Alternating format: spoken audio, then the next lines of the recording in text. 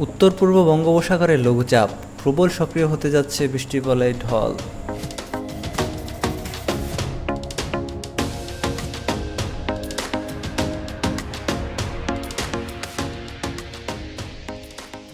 আসসালামু আলাইকুম।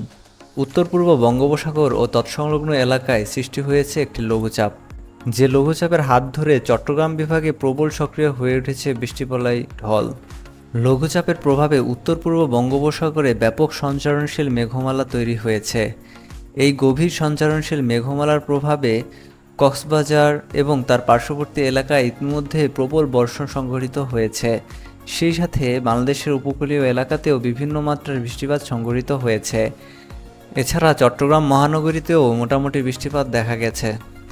সৃষ্ট লঘুচাপটি আরও কিছুটা ঘনীভূত হয়ে সুস্পষ্ট লঘুচাপ অথবা স্থল ও নিম্নচাপে পরিণত হওয়ারও সম্ভাবনা দেখা যাচ্ছে বাংলাদেশের উপর দিয়ে অতিক্রমের সময়। এই লঘুচাপটি এই স্থান থেকে ক্রমান্বয়ে প্রথমে উত্তর পশ্চিম এবং তারপরে পশ্চিম উত্তর পশ্চিম দিকে অগ্রসর হতে পারে। এটি মূলত বরিশাল ও খুলনা বিভাগ হয়ে ভারতের পশ্চিমবঙ্গে প্রবেশ করতে পারে।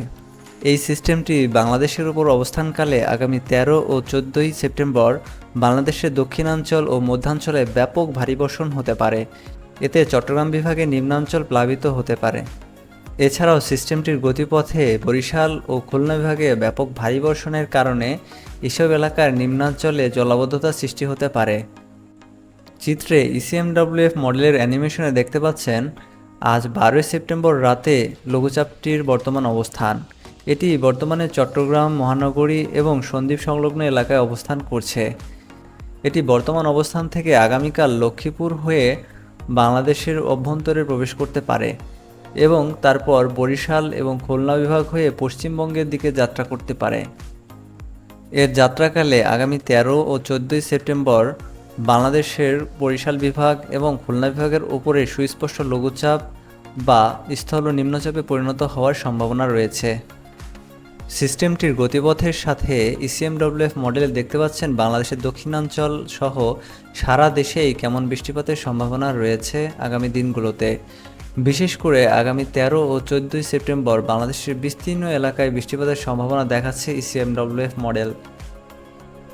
চলুন বাংলাদেশ এয়ারফোর্সের 12 সেপ্টেম্বর রাতের রাডার অ্যানিমেশনে দেখে নেওয়া যাক সিস্টেমটির প্রভাবে কী পরিমাণ মেঘমালা সৃষ্টি হয়েছে উত্তর পূর্ব বঙ্গোপসাগর ও তৎসংলগ্ন এলাকায়। এখানে দেখা যাচ্ছে চট্টগ্রাম বিভাগের দক্ষিণে কক্সবাজার জেলা এবং তার পার্শ্ববর্তী এলাকাতেই সর্বোচ্চ বৃষ্টিবাহী মেঘের অবস্থান রয়েছে।